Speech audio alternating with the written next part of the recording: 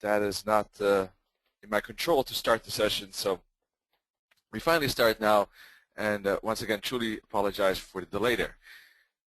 We are going to take a look, of course, in this trading room at the Forex market and take a look at Forex trading in general.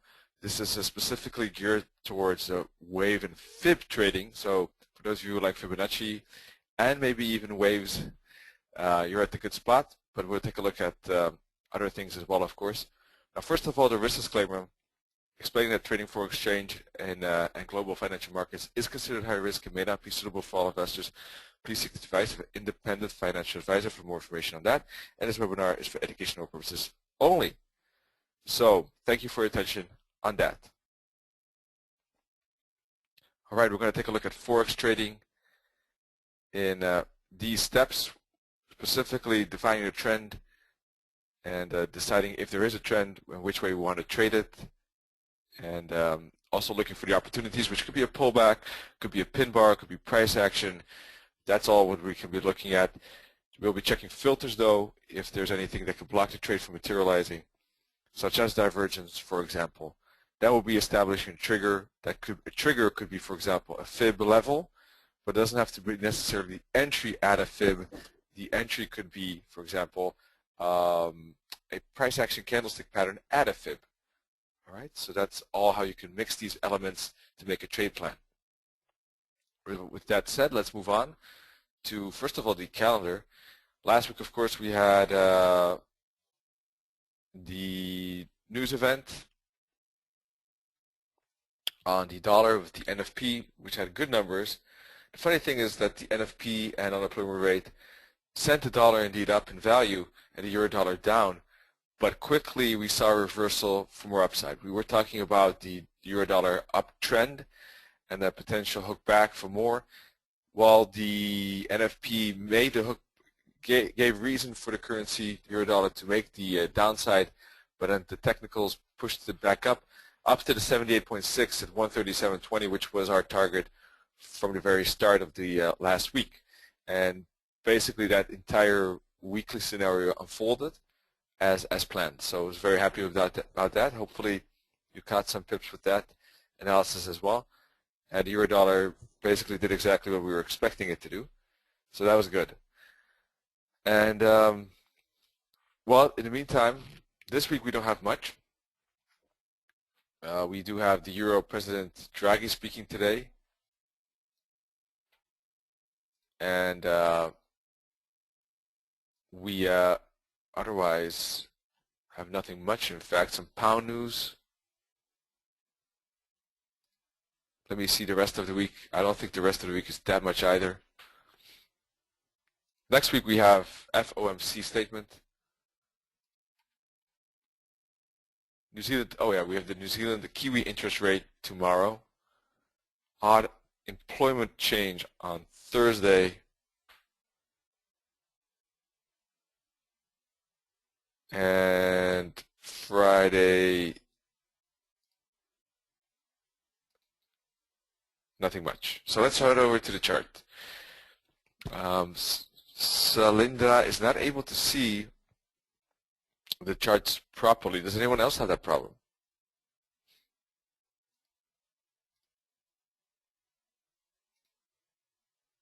Can you hear and see me properly? Oh, you can't? Oh, okay. Good. So you can. Oh, yeah. Not sure, Salindra, what the problem would be in that case. But I want to try to log out and log in again, for example.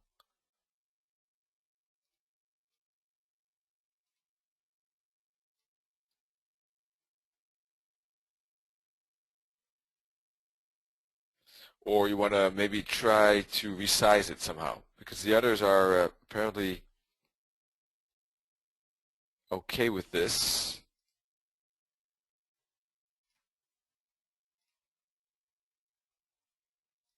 I'm trying to just adjust some.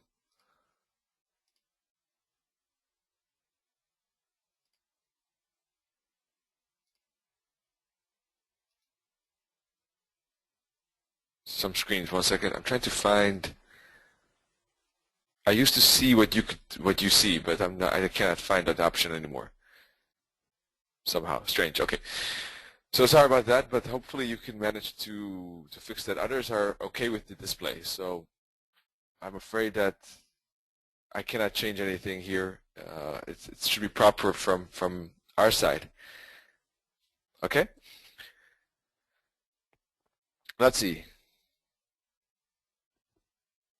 Euro dollar. Let's take a look at that, and then we'll talk about Christmas trading, as Graham is asking now. Well, the euro made the breakout last week here. We were talking about the potential bounce actually in here. Then it did make the breakout, made a hook back during NFP, and continued. And this Monday open basically saw a bit of retracement, but then actually continued. And that is possible with such a strong upside after NFP. Technically speaking, there was a 786 fib at 137.20. That's exactly where the currency stopped here. And once it broke above the 786, guess what the next target was? The 886 fib. And anyone who knows or has been here regularly, of course, knows that we look at fibs. And today is a special fib webinar. And you can see that price stopped right at that 886. 886 fib is not maybe a common fib for some of you who are new to fibs, but it is a very important level, especially for pound and euro, and it's 88.6% Fibonacci retracement. You can see price stopped there, right there. So we're at a bounce or break spot on the longer time frames. From a weekly perspective, basically, we are either going to break out to the upside, or we're going to bounce for more downside here. It's probably going to be one of the two. And time will tell, of course, whether we will get one of these two. 1 second, I'm trying to, finally, no. Okay, sorry, I want to change this view for you, but the charts are not cooperating here with me. Good. So we got this uptrend channel on the weekly. Last week was a bullish candle, which means that we had a very strong price action. The close was very near the high last week, and we got to follow through this week. 4 weeks of bullish price action in a row, and in fact, with this uptrend channel and higher highs and higher lows, we could definitely think about this as a retracement. In fact, especially if we get the breakout, of course. From a lower time frame, this looked like a very big momentum, but if you put it in the context of the daily or weekly chart, that could also be a retracement. So that's a good thing sometimes with, of course, multiple time frame analysis. So we are at a very crucial spot here. Some downside as a respect for the resistance, I think is high time for that, even if we were to break to the upside. So in all honesty, if we do break up, I wouldn't be trading that breakout, and I would be looking for a potential hook back for more upside. Just because I think that the upside has overextended, or has extended at least to a fair amount. So price poking through that retracement, through the trend line, excuse me, the green trend line here, is something I would be cautious of. And I would rather wait for the pullback and continue. Some downside retracement here or reversal would seem better suited as a trade setup. The upside would seem limited, and I would have some hesitations of trading that, as I said. But a bounce, at least back to the bottom of the blue uptrend channel, or maybe about halfway, at least last week's candle, before we can get that upside, seems likely. So anywhere here at halfway last week's candle or the bottom of the uptrend channel could be bouncing spots for the breakout to the upside, and the target would be 140 and 143, and eventually even maybe the top of this wedge.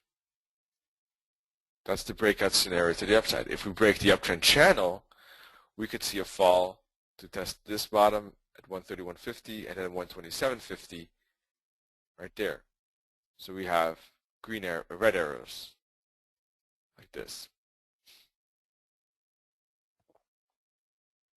So we could see a space to the downside to test 131.50, then 129.50, then 127.50, and once we break 127.50 all the way to 122. So a classical situation where we have a support line and a resistance line both having a major effect, and we could even see a continuation of this triangle like that before it pops out to one way or another. In a way, I'm probably biased to a pop to the upside before down, but because of still this impulse and the fact that we have a resistance that is higher here that could easily be retraced before we get more downside. But let's see.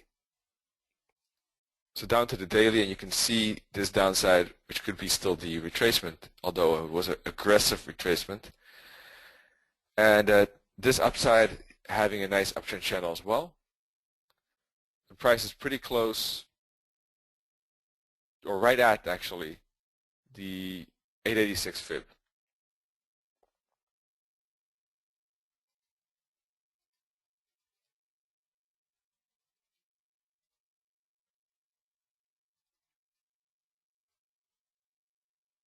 And the minus 618 target. And has even broken out of that top of the trend line here, the top of the uptrend channel. So a potential reversal trade from here would make the most sense, I think. It's always seems risky when you see such a big up move, but in this case, it is possible. Now we never know if we do get an immediate breakout, which would surprise me a bit, but you never know, then the next resistance would be, of course, the very, very top at 138.29, but that's logical. So how to trade a reversal up in here? Basically, we could wait for some overextension on a small time frame. Let's take a look at the 15. Or some price action signal that shows bearishness. I'm looking on various time frames. I don't see necessarily any, except the fact that the price stopped at the 888.6. I don't see any bearish price action on the 4-hour. This was a very bullish price action signal here, as you can see, 4-hour pin bar after NFP. 1 hour doesn't look bearish at all. It looks like one of these bull flags. 15-minute chart.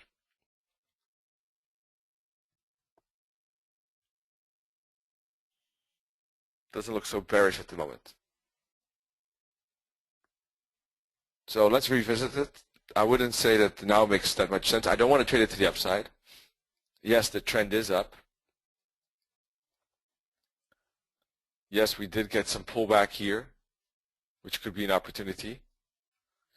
But step 3, are there any filters? And in my opinion, yes. The 886, the trend line, they're all major, major, major filters that could block a with the trend trade to the upside from materializing.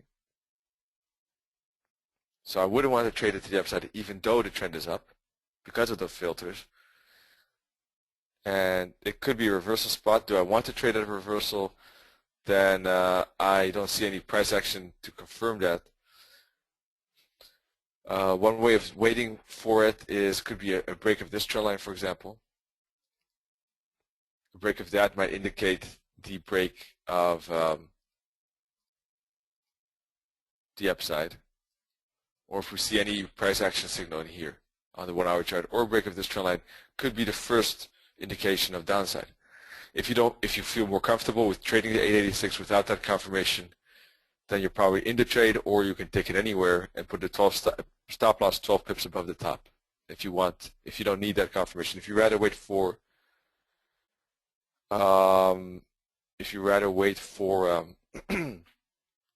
confirmation, then look at the price action.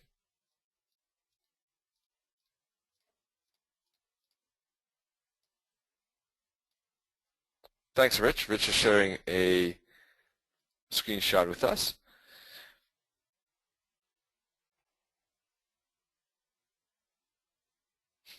Oh, looks nice. Potential rising wedge indeed. Looks good to me, and I like it. Nice job, Rich. It could definitely be a pattern like that. Of course, we have also trend lines like this. One is actually coming right here, right now, and one is higher, like that. So to me, plus we have a fib here. So to me, this is the bouncing spot or a bit higher. The rising wedge, though, might have effect, so we could keep an eye on this level as well. That's why maybe indeed a small break of that blue line could quickly bump into that resistance as you actually have it because of the rising wedge, and we could see a hook back and more, or maybe even a reversal indeed. Good job there. Nice. So one more thing to look for. So let's keep an eye on the euro dollar. Regarding the wave count, for those of you who are interested in the wave count, I don't want to necessarily bore the non-edit waivers too much. So what you can do is go to Admiral Markets wave analysis, and there you will see the wave count of the euro dollar, pound dollar, and dollar yen, first of all, for the 1 hour, 4 hour chart. So that's a good way to start. And we'll dive into maybe some wave counts at the end of the session, maybe the last 20 minutes or so, if there's interest. Okay? We'll dive into that more specifically. For the moment, I'll just go to another currency, and we'll focus more on fibs. And the later part, we'll focus more on waves. So the pound dollar breaking to the upside as expected yesterday in my wave analysis article for Admiral Markets, and we're getting the continuation now of that breakout to the upside. Let's zoom into the 1 hour chart, and you can see the breakout right in here. We have the green line, and a stop loss could have been used here, and you have a tight R2R, and you could have gotten some profit along the way here. So for the moment, pound is still looking bullish to me. This was a pretty nice impulse, and I would expect some correction for one more upside probably. Let's take a look at the 15.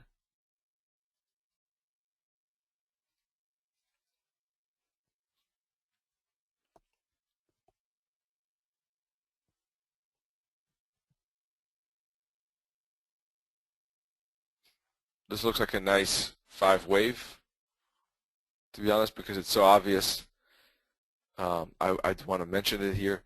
This looks like a wave 1. So to me, I move back maybe towards this 164.20. Could be a potential bouncing spot for more upside.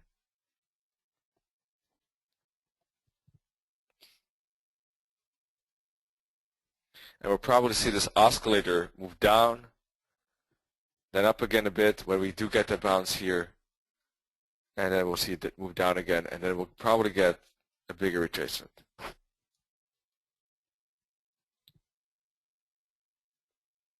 And then maybe even one more upside. Because then the oscillator will go back to the 0 line, and we'll get that upside, and we'll get divergence between these tops, between wave 3 and 5. Okay, because this wave 3 is probably not finished. We'll probably see still a wave 5 of 3, then move back for wave 4, and then we'll go up for wave 5. So we'll probably see, in my opinion, 2 more breaks of these tops, which means some bad divergence first on the oscillator and then proper divergence. For those of you who would like to see more webinars on divergence, there's been a recording of the divergence webinar. Just go to the education and webinars, go to video archive, and you will find a specific video for the divergence already recorded. And if you're new in here, we also have chart pattern trading tomorrow and intraday trading on Thursday. Tarantula has a weekly FX recap, expert advice, and together we have the Pro Learning Lab, which is going to focus on oscillators Thursday.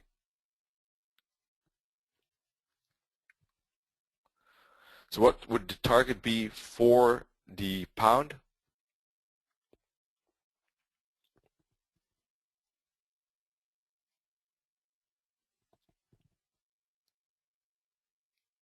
I would say the first target is the 165.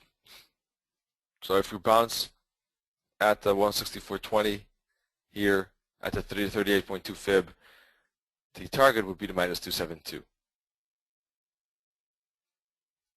at 165. From a bigger time perspective, let's take a look. For those of you who are interested in that.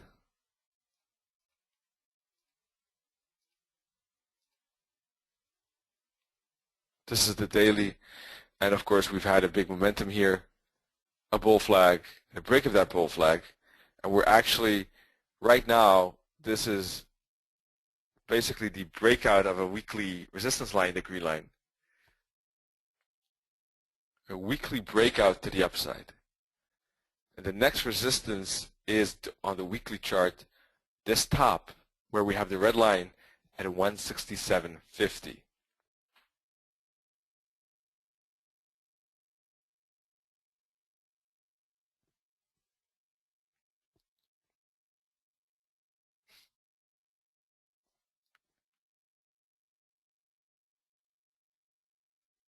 Until then, we can expect a potential continuation.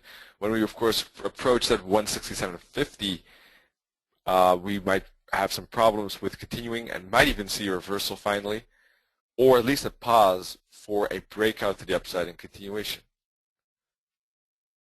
This was a very shallow fib, 23.6 potentially here. So the target of that is the minus 272 at 167.48. We also have a fib right in here of the breakout move, potentially.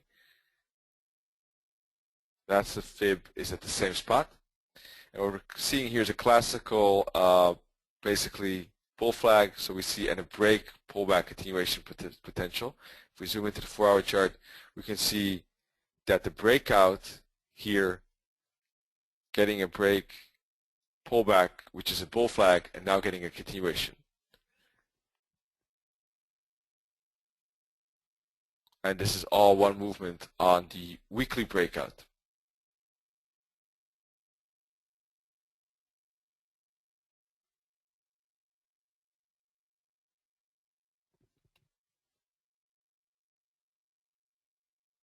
So classical bull flag here on the pound dollar and a nice break of that. So any 1-hour price action signal in this zone here between 164 and 164.20, any 1-hour wick here that shows support would be worth the attempt as a confirmation, in my opinion. Anything that confirms any price action confirmation in this level would make it worth it for a stab to an attempt to the 165.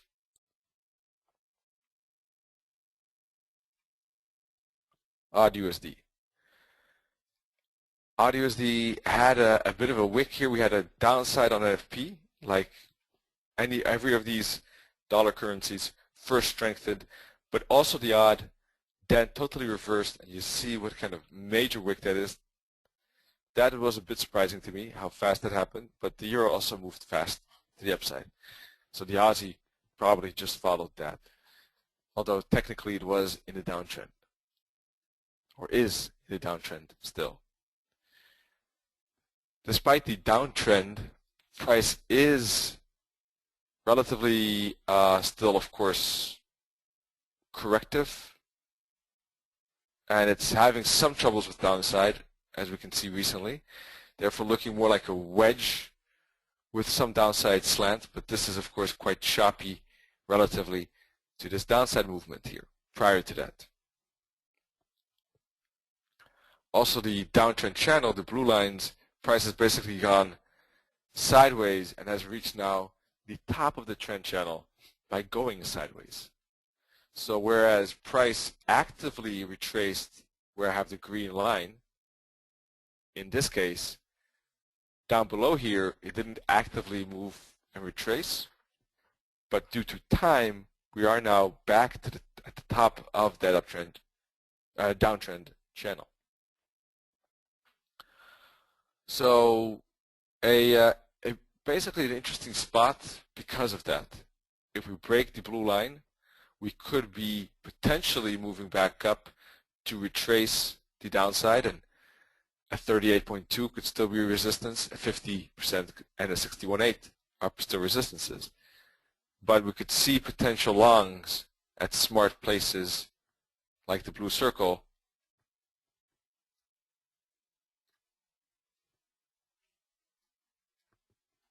when we get confirmations that the price is actually moving from one fib to another, and then still we might get the downside finally. That's what price normally does. It retraces to one fib, respects that, then makes some pattern, and then maybe continues up to the next fib until price has reached the fib that is used for continuation of the trend. And of course, in some cases, the fibs are just pauses, and actually it's a trend reversal. So it wouldn't be a downtrend anymore, but these resistance fibs are still respected, but actually in the long run everything moves up. That's always possible, but most of the times the big fib levels will have some respect, or at least I would say in 2 of the 3 cases they are well respected. That's just my estimation, of course. Personally, I think from a larger perspective, I wouldn't see any reason why this odd USD as yet would not continue to the downside, unless I really get a clear daily signal that this is maybe a potential bouncing spot like that. Then I would need a clear higher high and higher low on this daily to consider it uptrend. Otherwise, the only reason why it's pausing here should be this bottom that logically is not easy to break. And we could see a bit of retrace up to the 50 or 618 as I mentioned to regain the momentum, kind of regroup in a way, gain some breath, and then it should fall and break down to the bottom where we could still see some chart pattern before we might get the next break down to 85. That is what I'm expecting. Unless, as I said, the retracement fib here works, but we get a bounce again, like this, then we might consider the odd USD on a daily perspective to be back in uptrend. Until that happens, any upside should be finding more sellers for continuation of the downtrend.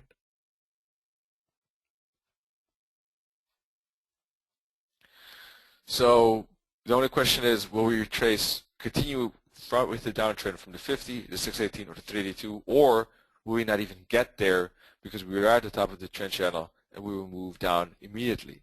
So let's look at the 1 hour chart. If we look at the 1 hour chart, we can see maybe that this trend line can be used. It's a bit ugly because we're excluding such a big wick. I don't mind excluding wicks, but this one was quite a big one, logically. So it's not an easy chart pattern to kind of assess. Let me say it this way. Maybe better would be even to look at this bottom right in here. Let's take a look at the 15.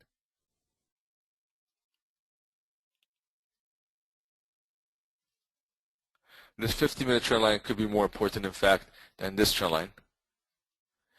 This one here, right, this 15.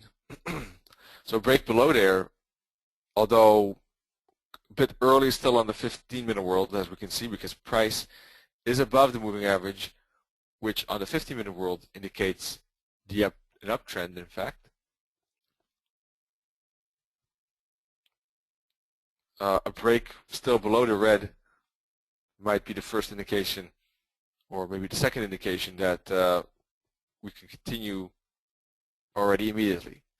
Whereas if we break, of course, above blue, then we have the potential of retracing to higher ground. So very interesting spot as well.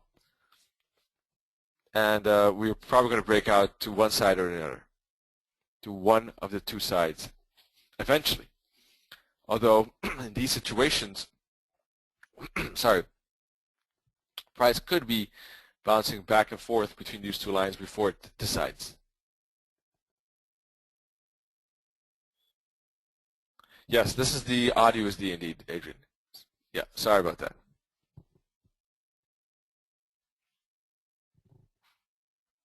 The Aussie, indeed. So soon price will tell whether we get a breakout at the top of to the downside at the top of the down channel, or do we break out of that and retrace to higher daily fibs.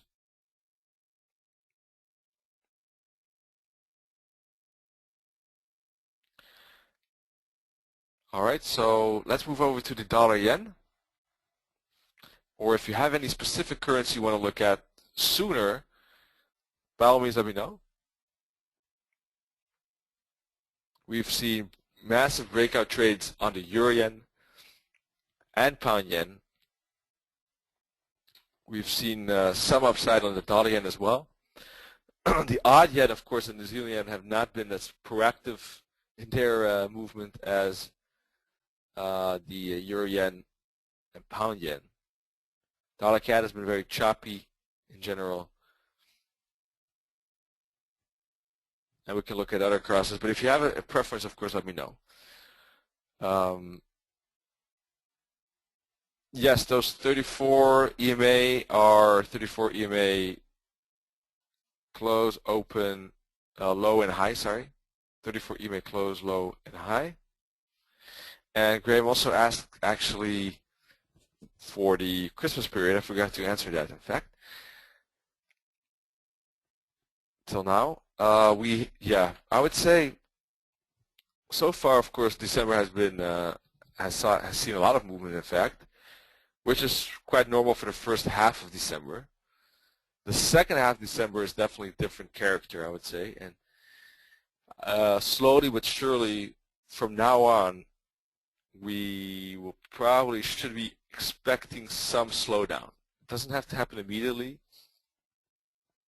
but the chances of a slowdown are slightly increasing now, and they will increase further, of course, next week, especially because we have FOMC statement on Wednesday, which means that that entire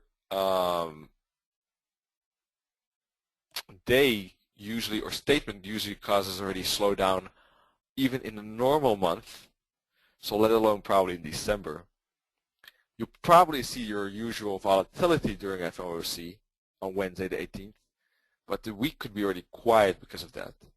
And then, of course, the week after you have Christmas, which we do have a session on Tuesday, but that's really not, really more for looking at longer-term charts, because from an intraday perspective, everything should be very, very quiet on the Christmas, prior to Christmas and just after Christmas.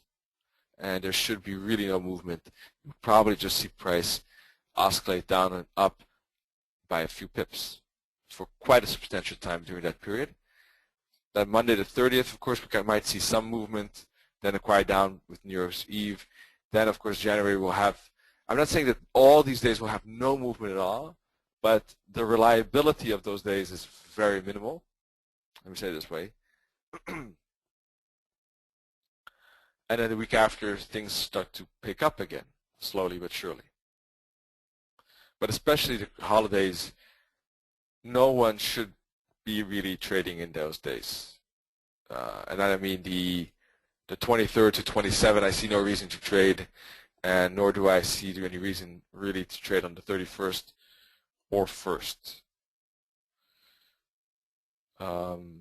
Next week is still okay, but many traders already do not trade that week. But depending on your situation, it's still tradable. It's just you have to be more careful.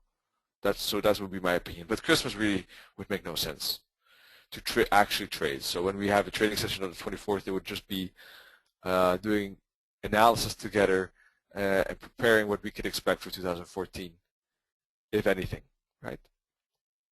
So that sums it up. Adrian, we already looked at the euro, but we'll be revisiting this currency at the end of the hour, okay? Otherwise, I'm afraid I would be too repetitive, and that would be annoying for the others, because we just looked at it at the beginning quite intensively, okay? But we'll look at it again, though, soon.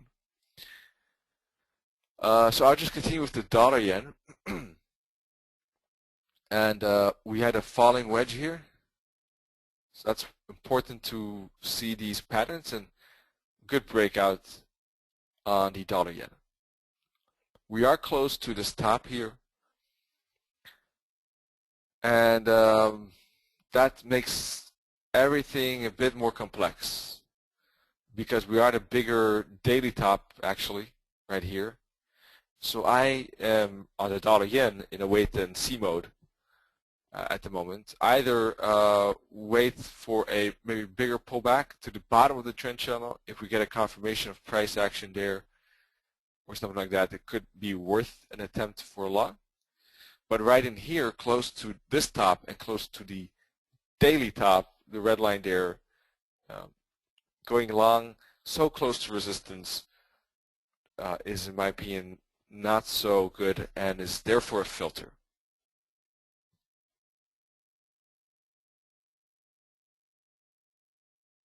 So I'm on a waiting mode, see, basically waiting mode at the moment on the dollar yen. Anything else I want to mention? Well, if we do break, let me say it this way, if we do break, this is a breakout of the triangle, right? And if this trend in the blue channel breaks above the red line and continues, then obviously be a great breakout trading to the upside up to 110, if not higher. But until that happens, it is indeed at the moment too risky, indeed, Adrian, for myself to go long right in front of resistance, because if in many cases those resistances act as support, and resistances act as a high probability chance that price will at least retrace from those levels before breaking them, if not reversing.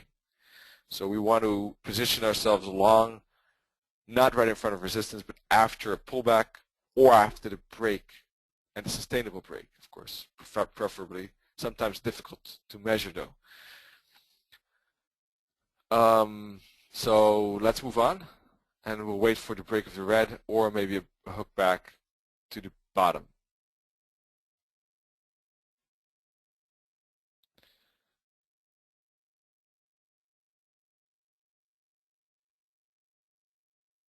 The bottom of the trend channel, by the way, or the bottom of this support. Both could be support levels, by the way. As an additional note, also, if we break, in my opinion, although it is risky, and I would never do it, but if we do break, I would say below these support levels here, then probably the likelihood of currency falling to those support levels is also decent. I'm not a big fan of those trades because it is still an uptrend, and the problem is that anywhere we could see a bounce back to the upside. So I think that downside is very risky, and I would prefer to try to concentrate on upside from here, by far. I did some analysis today on, let me think, which one was it? Let's see.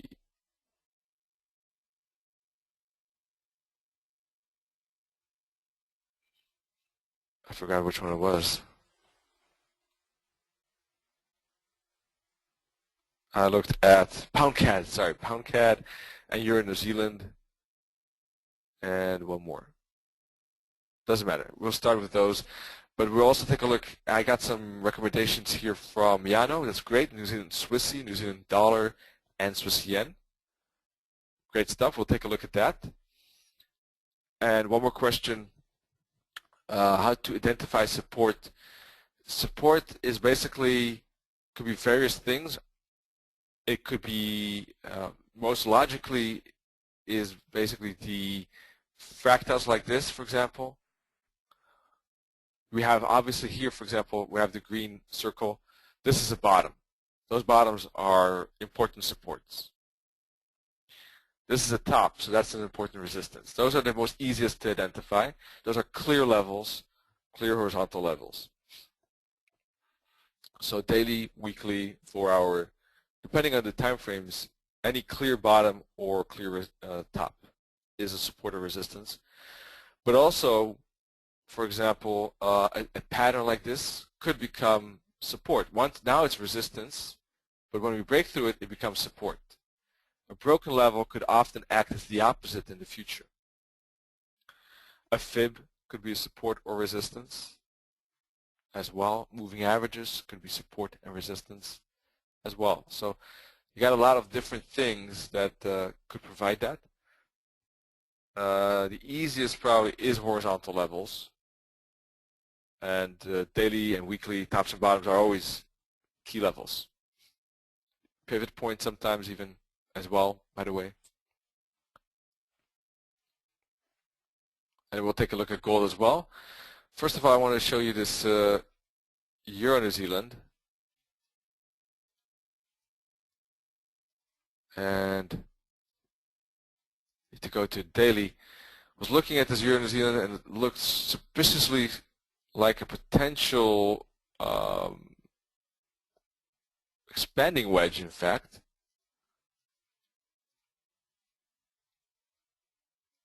Like this.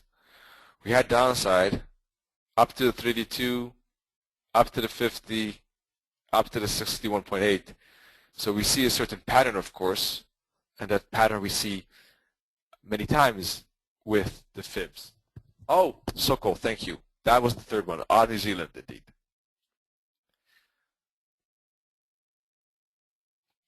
Indeed. So that will be the first is Euro New Zealand, then the pound CAD and on New Zealand, and then Jano will go to, and Adrian will go to yours, okay?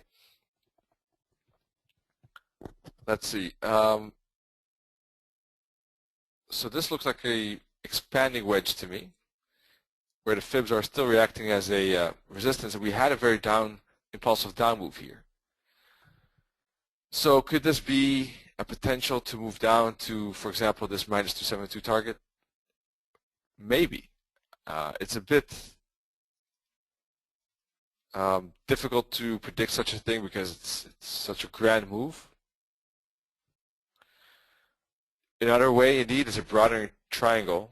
It's basically the same as the expanding wedge, indeed. It's the same pattern, it's just a different name, but always good to mention that. Thanks, Adrian. So that is a potential for such a pattern to perform. Then again, we also have to realize that this is potential uptrend channel, especially if you look at the 4-hour chart. Something like this. So this Euro New Zealand is an uptrend. A break, therefore, of this support at the blue line, at the uptrend channel, a break below there would probably kind of confirm the potential for this to fall down to that 157 target. Then again, if we don't break below magenta, maybe it's just coincidence, this potential rising wedge, expanding wedge, excuse me, and we maybe have a potential breakout trade as well. If we put a purple line on this, we can see that we have a clear resistance. A break above that would be a break with the trend. You can see this is uptrend channel, and a break Above red would be a continuation of that trend potentially. So Euro New Zealand, interesting. A break below this lime green could be a reversal trade for more downside. A break above purple could be with the trend continuation breakout trade. If we put it back on daily chart, you can see that the target of the breakout to the upside, a break of purple, would target the 78.6% Fibonacci retracement at 170, and the downside target upon the break of 164.60, most likely the 157.40. So that was Euro New Zealand. Pound CAD. I just want to give you a quick warning on the pound CAD. Yes, the pound CAD was moving tremendously to the upside, and had a great breakout trade to the upside. On this weekly chart, you can see we had a 3-year consolidation, 3-year range of the pound CAD that was broken only recently in September this year. And we've seen upside in the subsequent 3.5 months so far. But despite this major uptrend, I do want to warn you for any upside continuation, because if we look at this weekly chart and put a fib on this first up move,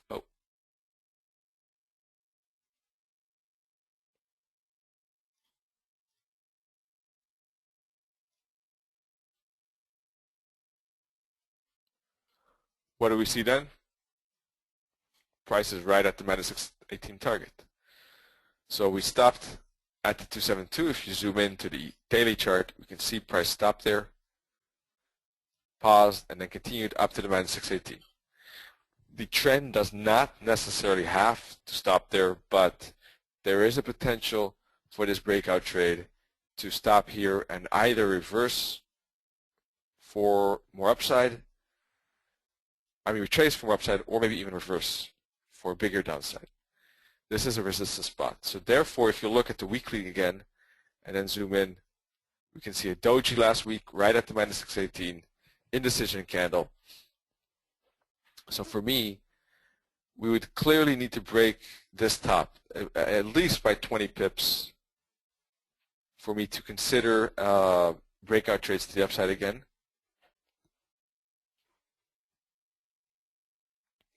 Otherwise, this might be a hook back for more downside, at least down to here at minimum, I would say. So those are two factors that make me cautious, the doji and the -618 target. And I'm not saying that we cannot continue higher, but it would have to be a clear break of 20 pips of this last week's high that would probably continue to the next target in some way or another. If we don't, then we could reverse to, for example, it's difficult to say how far we could go, in fact. Looking at the daily chart, we don't see divergence between these tops. Therefore, I would expect a retracement not to be that deep. A retest, as Adrian was saying, of this triangle top is always a potential, and always a good idea to keep an eye on, and is actually would be definitely or most likely a support area. But in this case, I don't think, looking at the fact that the daily doesn't have divergence, I wouldn't think that we'll get that far. And I would say that the band on the daily chart is probably the most logical target, somewhere to retest these tops and bottoms right in here, which is, let me put a level right there. You can see top, top, bottom. We could move there or even higher. Anywhere between 170 and 171 could be a continuation spot, potentially, which would be more a position trade indeed. Or if you want, if you're intraday trading, wait for some confirmation signals in here for potential short. Mind you, it's definitely a reversal, so it's always more tricky and dangerous. One way of doing that is maybe waiting for a break of this trend line, but once again, it's very tricky. It's not easy to trade this.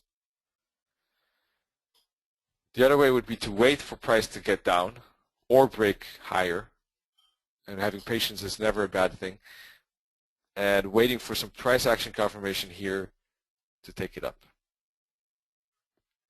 On New Zealand.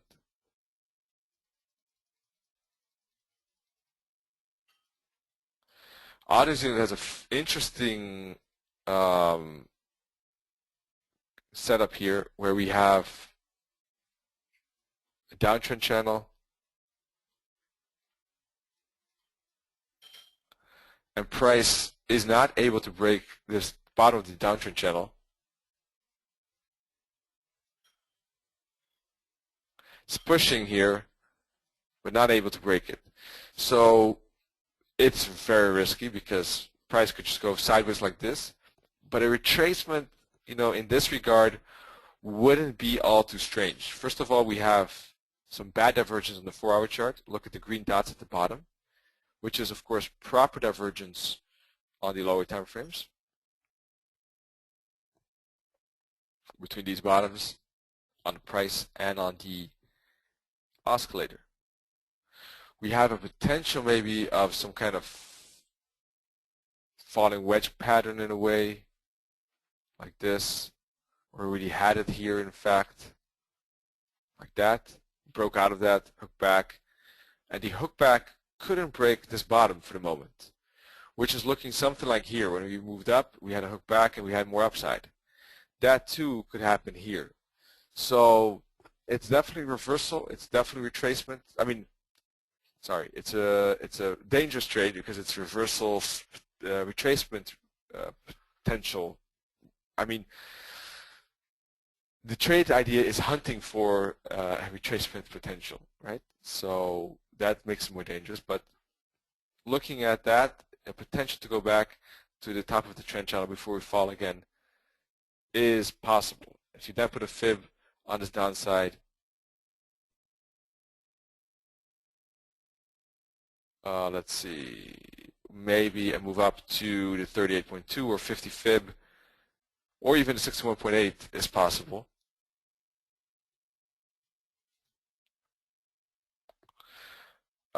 Which would be a bottom as well here, by the way. So the 61.8 equal to the bottom, previous bottom, which could act as resistance, and the 50 fib would be the top of the uptrend channel.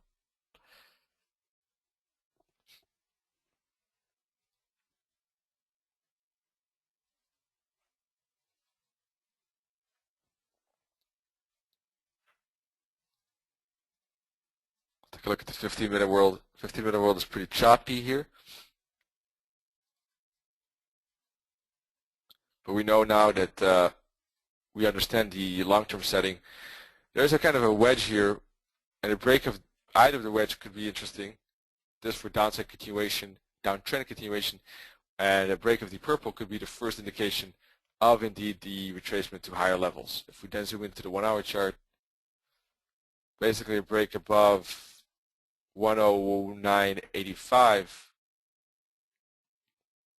We'd still need a stop loss all the way below here, but it's possible with a target at the 38.2, for example, although risky. Let's now take a look at the Kiwis and gold. Gold was very wacky and very choppy the last couple of days or week. This strong upside, down again, down, up, very wacky. We're close to this resistance, so it still could be potential downside here. But if you, for me to be upside potential, to see any upside trade, I would definitely need to break above these resistances, which could easily act as a resistance for more downside. All right? So we'll take a look at that. There's a potential for more downside. I'm going to take a look at that in just a second. Give me 30 seconds. I'll be back in a jiffy.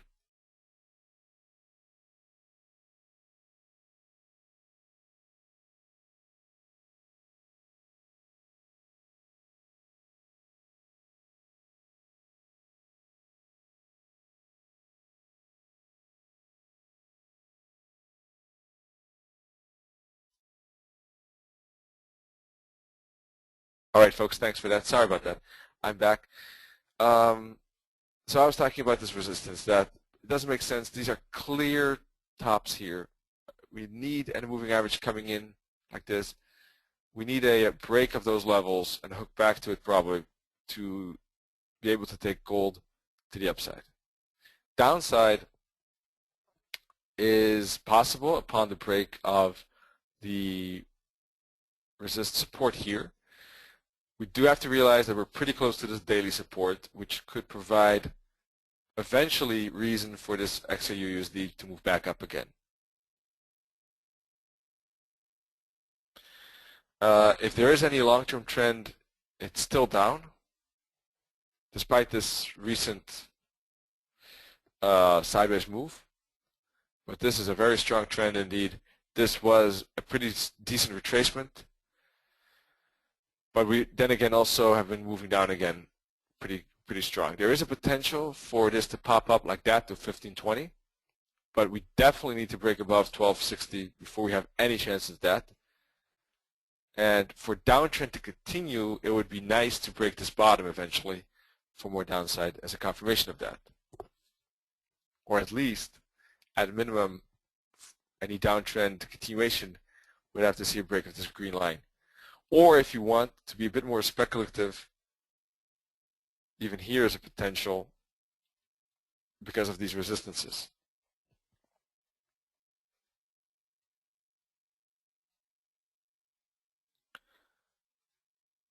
It's a bit more difficult to trade because obviously we see this uptrend channel and price very spiky. So I'm not sure if that's really, look at this, down, up, down. It's really like a heartbeat. To-doom. Wait, one more time.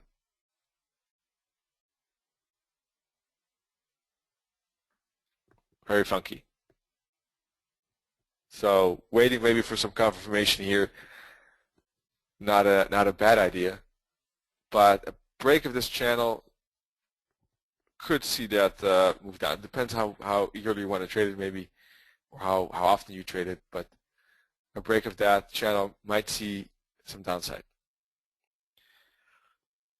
If it, I warn you though, if it moves too slow like this, then I would personally take it off because then it's probably making a bull flag from our upside.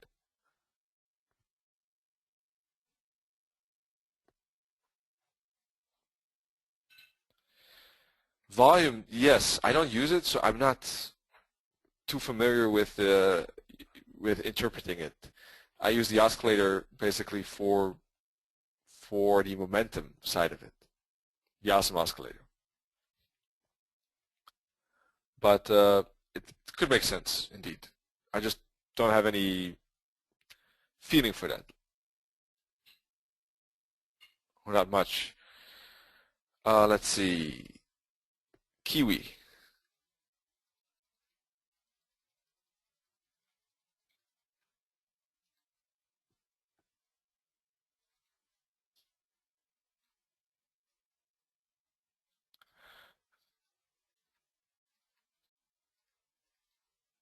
Kiwi quite funny. Had a bit of upside here, then made some downside, but pretty big wicks at the bottom. Friday, especially Friday, massive wick in fact. But Kiwi is quite choppy in general. We are at the top of this resistance, but we have tops here too. This looked like it had the shoulders, and we broke the neckline. But after we broke, we moved up. Could this be a hook back for more downside? It's possible. Here too, we're at the bounce or break spot in a way. But if we break to the upside, there's not much space before we bump into that horizontal resistance.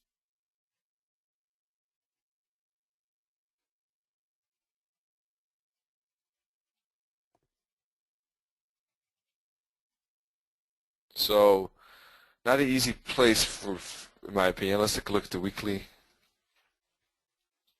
bullish price action weekly candle. Yeah, difficult. Kiwi is a bit of a mystery. We got this wedge basically going on.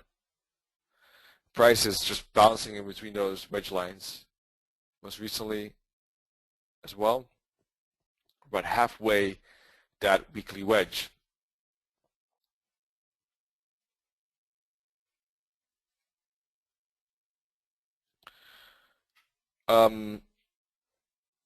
Considering all the resistance above, this being a hook back after we broke the support for more downside, down to back to the bottom of this wedge would seem the most likely play, I would think.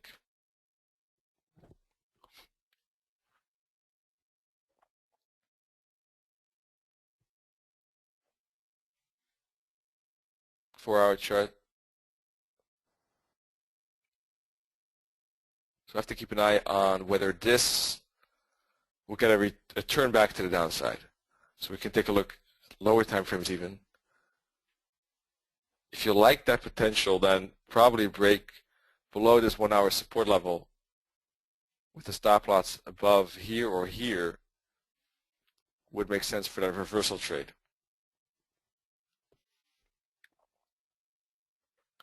Then again, what I don't like about it is that this was a pretty big up momentum.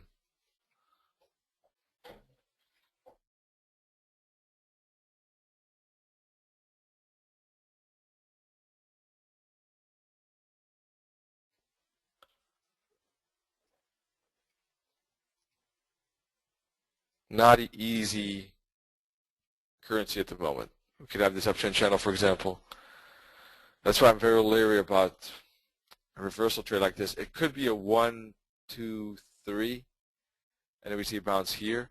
So if we put a fib on this downside, we see that we stopped at 61.8. The target of that could be the minus 272 or the minus 618. So maybe the better trade is in fact looking for longs in here. I don't know, to be honest. It's so difficult, this one. It's just a spot where I wouldn't like it too much, maybe. Let me say it this way. We have an uptrend channel, but we have a resistance line. We have the potential head and shoulders, a break and hook back. Probably the best trade, if anything, is a break of the purple uptrend channel, and we know that there's a confirmation of this downside like that. Down, up, down. Not sure how you look at it, Jano, or what you were looking for. So I maybe wasn't able maybe to help you that much here. But I would probably just waiting for this one.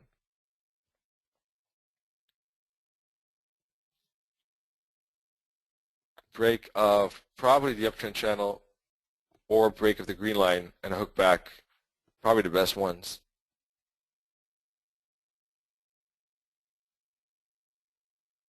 Okay, downtrend. Jano's saying he thinks it's more a downtrend using a pitchfork. Yeah, that's interesting. I would think so too because of this pattern. Indeed, it's just maybe a bit risky to trade it upon the break of this because we're still in the uptrend channel. Probably a break, hook back, and go. The best ways to tackle it, unless we were to move up one more time up to the 78.6, which could be a very small stop loss for a potential to move down.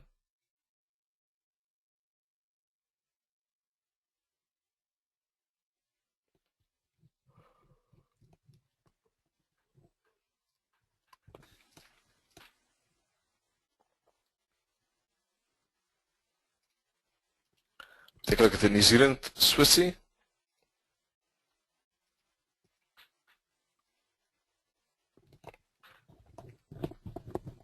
Swissy has been very choppy in general the last 2 years, I would say, ever since the intervention here from the Swiss bank in the summer of 2011.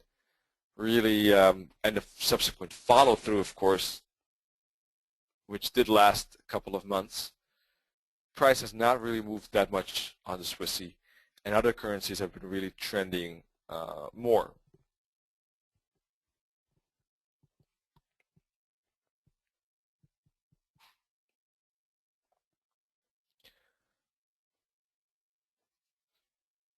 especially if we look at this daily. It's quite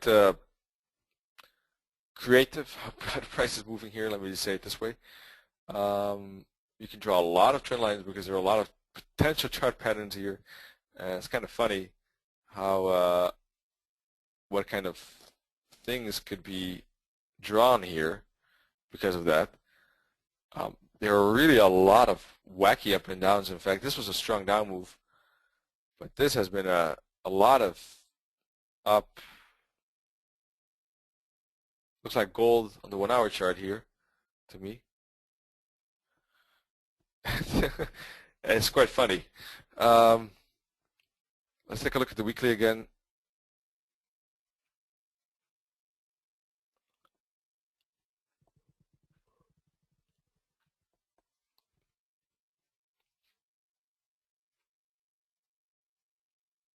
Looks like we broke out of that rising wedge here with a good impulse. If this were not a normal, if this would have been a normal chart, I mean like lower time frame plus normal situation where the Swiss bank didn't intervene, I would normally think this is a downside correction downside. But with the Swiss bank intervention, I'm not sure if they will allow it to go that low. So trading it to the downside has certain risks, just like anything in fact. But technically speaking, a bounce off the minus 272 could happen, and a move down to there could happen as well, of course.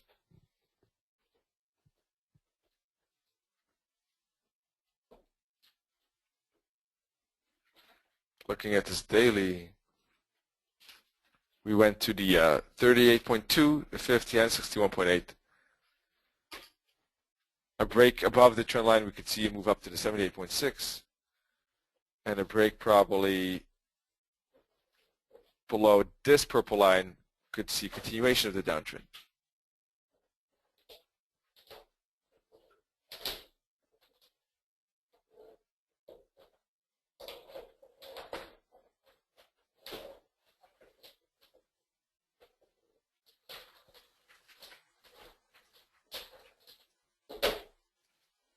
All right, something like this. So probably the two important trend lines here. Otherwise, it's always difficult to analyze a chart pattern like that because of the multiple options that could be existing here.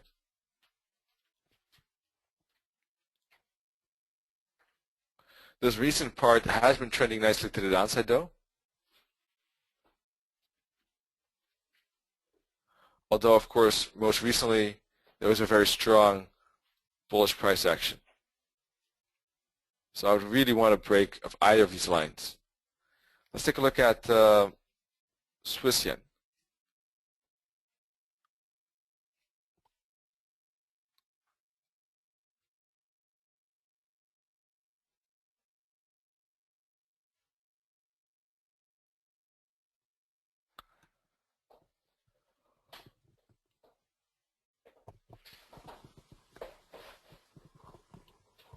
Let's take a look at daily chart.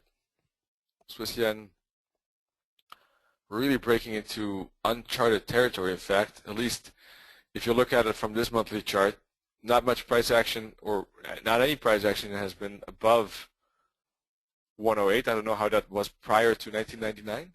I wasn't trading Forex at the time, but maybe some other charts could see that. We don't see that here.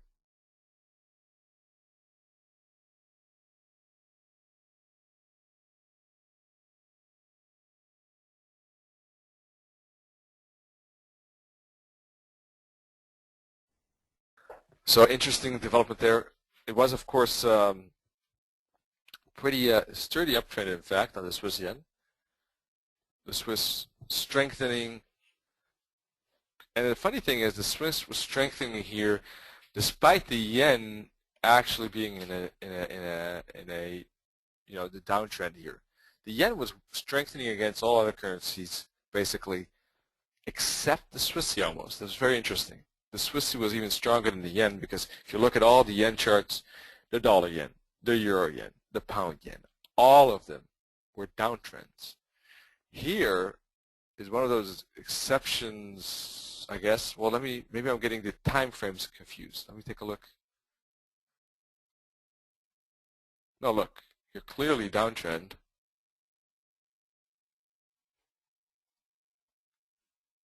From 2000, 1999. Well, we did have some ups and downs here, but eventually it did move down, but primarily from 2007. So let's go back.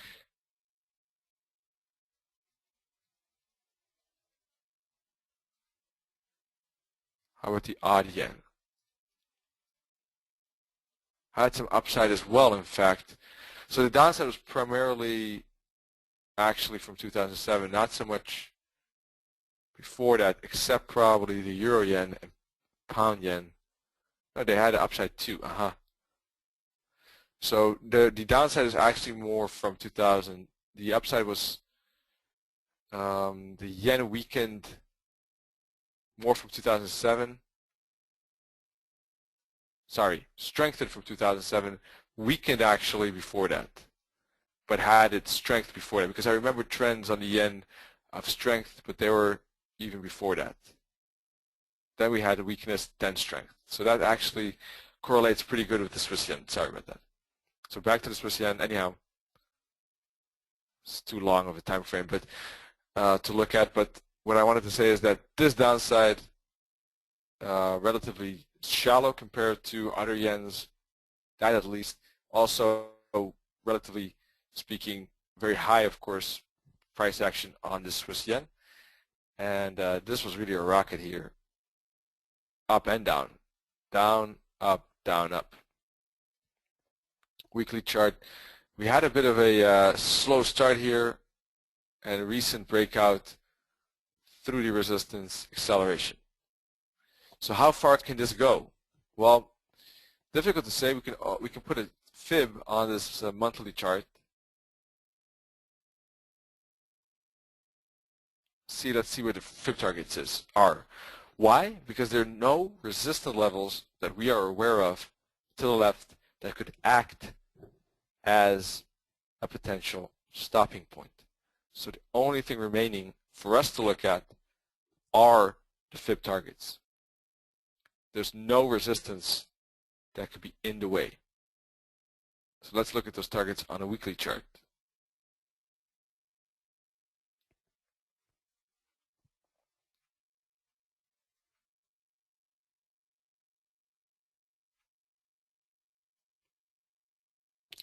We're right at the minus 618 target, in fact. Oh, well, thank you, Sokol. Sokol is actually informing us that after 116, there's only one other high around 120 in the mid-70s. That's pretty interesting. That's 40 years ago, or maybe a bit less, depending exactly where in the 70s, but could be 40 years ago, which is a lot of time. So pretty interesting. And we're right at the minus 618 target. You can see that we stopped at the minus 272 here. So like the pound CAD, this too could be a spot for retracement, might be a spot for retracement, but in a trend, it is always difficult to pinpoint a stopping point exactly. If it does stop here, the retracement could be very shallow. Looking at the oscillator, we see a lot of power, and that might not be, much of a retracement. Before we do continue, at least one more time, if you look at this daily chart, the oscillator is still building. And what that means is that usually the oscillator turns, makes one more push up, and then falls. One more break of this top, therefore, seems likely, at least. And depending on how far the dollar yen moves to the upside, if the dollar yen really moves up to 110, then of course depending on the dollar Swissy, but this Swiss yen will at least move somewhat to the upside still. So by all means, this target will not stop it. It will most likely only give it a pause before we see some continuation to the upside. That pause could be very shallow, in fact.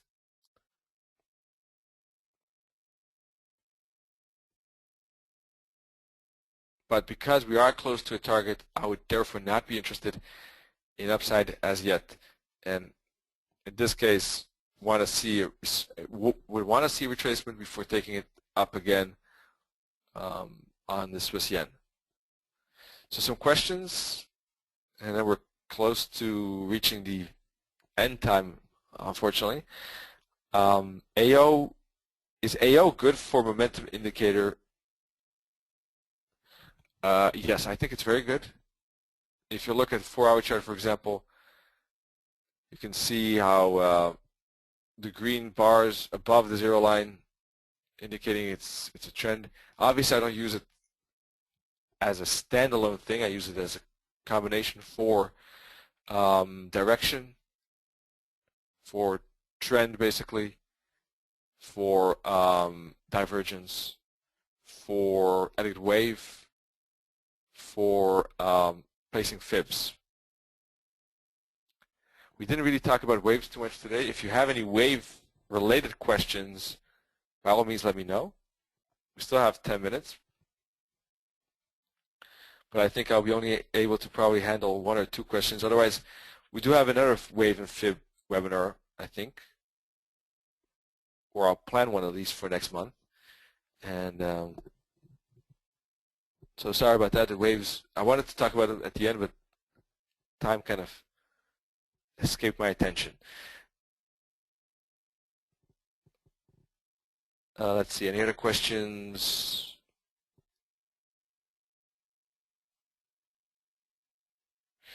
Adrian is asking if he has a hard time to identify classical patterns, if therefore there's no future in trading. No, I don't think that you must know chart patterns to be a successful trader. I mean, personally, it is an important part of my trading, but it doesn't necessarily mean that it must be an important part of every trader. You can definitely use other tools like moving averages and price action. You could do well with those as well. No problem with that. For example, that's just an example.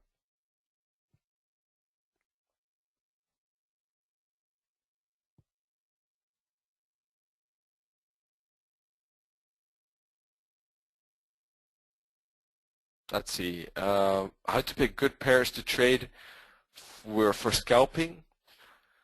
If you're scalping, you want to make sure that your spread is very tight.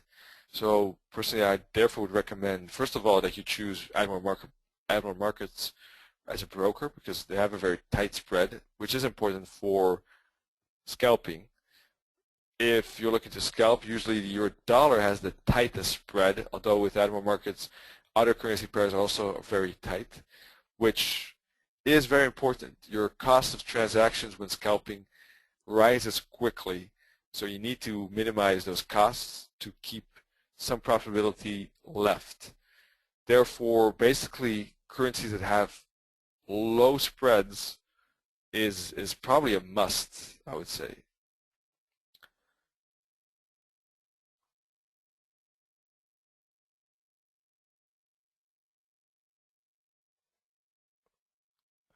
Wayfo, thanks for your comment. I'll get back to you on your email, by the way. I was just a bit busy, but it's definitely on my list for today or tomorrow, definitely very soon in any case.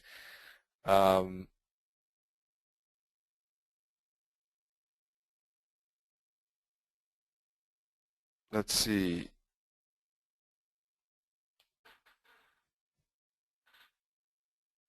He can do breakout trend following over the long term.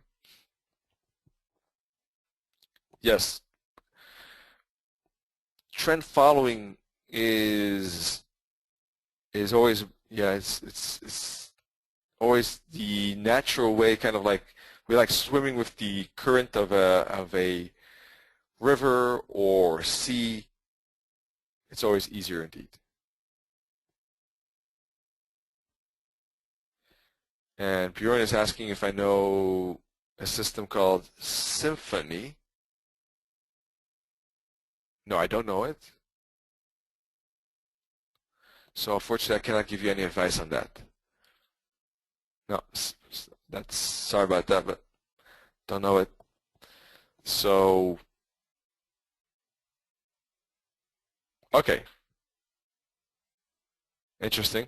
Thanks for the information, though, Björn and Adrian. Cool.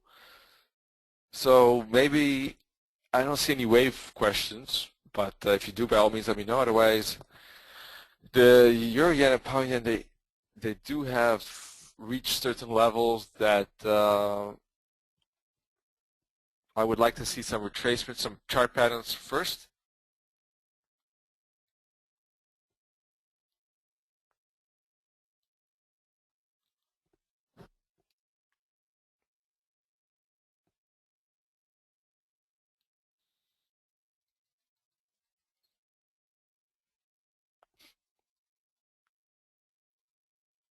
Let's see. Wayfo is asking, how are XY, Z waves defined? I think you mean WXY, right? Basically, Z is a double combo. If you have a correction, a single combo correction, you have WXY. If you have double, you would add the X and Z. But you would never have XYZ as a single correction type. But maybe you're aware of that. If not, then that's why I'm explaining it. So it will always be either WXY or WXYZ. And when do you get WXY or WXYZ is basically when you have a correction, one type of correction. It could be, for example, let's say a flat, for example, like this. This could be a B, C flat, but if the correction continues and we see something like this, and then we see another correction somehow like this,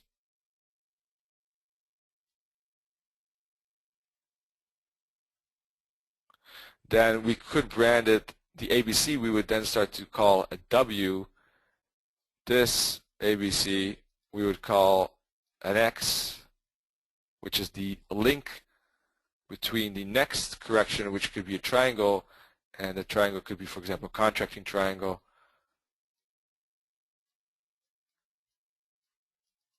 For Y. That's Elliott wave indeed. Yes. So then you would have an expanded correction with WXY for maybe, for example, if this were to have had an uptrend here, then that could, this which finishes wave 3, the WXY could finish wave 4, and we could see a continuation then after that for wave 5, for example. Right? So let's see. So that's how it's basically a multiple corrections. Then you would use the WXY. I hope I understood your question correctly though, Wayfo.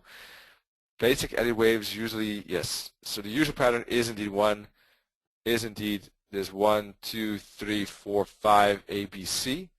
But if the ABC then still translates into bigger corrections like that before we continue up, then we don't stick to ABC, but we start to use this WXY.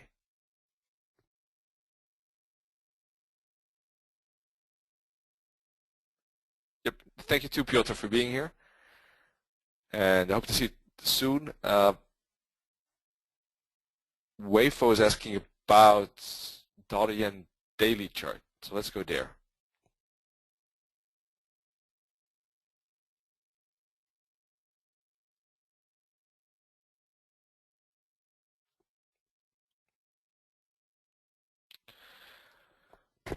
Daily chart is, in my opinion, a bit different because when we use WXY and YZ potentially, they're basically indicating separate corrections. Whereas the dollar yen, I would consider this correction to be one piece, in fact. This correction is one correction. It's a contracting triangle. It has an A, B, C, D, E potential. So because it's one correction, wouldn't use the W, X, Y, Z, unless we would have corrected, unless this is just one piece of the correction. For example, let's say, for the fun of it, let me see how, if this were to be a correction from a downside, we could say this is W, X, Y. Not saying that it's likely, but then it would be separate. This is a separate correction, and this is a separate correction, and this is a separate correction. But this piece at the moment is one. If that were to be a breakout to the upside, then that would be one contracting wedge.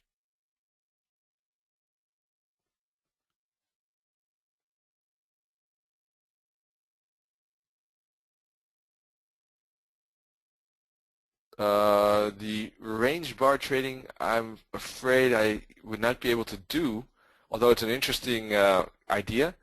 But with this MT4, I'm not aware of the fact that I could use range bars. I think they only have time. So that's the limitation here, unfortunately. So an example of a WXY, we could go to my wave count, for example, wave analysis here.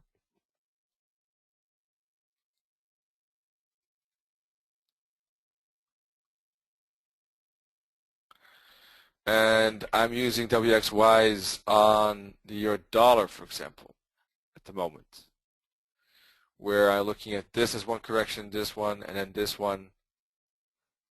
I don't know if that's true, so I have even 1-2s here because the euro dollar is a bit difficult regarding the wave count, so I have alternatives at the moment. But this is where I'm using it potentially for the euro dollar here.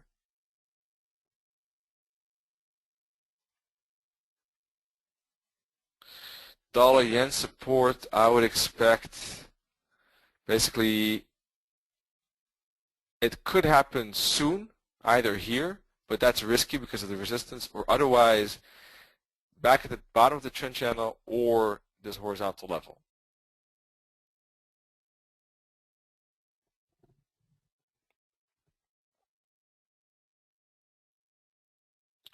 Yeah, I use the cost of average indeed. It's for me nothing still yet confirmed. I was more testing it for myself. For me, I know the most about oscillator oscillator, and I added the COG because I wanted to compare it to the oscillator over a long time frame, and I thought it could be interesting for the viewers to look along with me. That's the only reason I have it there, in fact. For me, it's more like a test for myself to see if it gives any additional information. Not sure if it does, in fact. I don't know what you think, Jano, but it seems to be quite similar to me. So maybe I'll take it off soon. But well, that wraps up today, in fact. If you want to have weekly wave analysis, you can subscribe here, by the way. Yeah, it does look similar, huh? Indeed. Indeed. And we'll be back tomorrow. I hope you join me then. We'll take a look together, and wish you all great trading in the meantime. Okay? And I think Toronto has a webinar today or tomorrow as well. And we have one Thursday, as always, of course. So hope to catch you then. Cheers, everyone.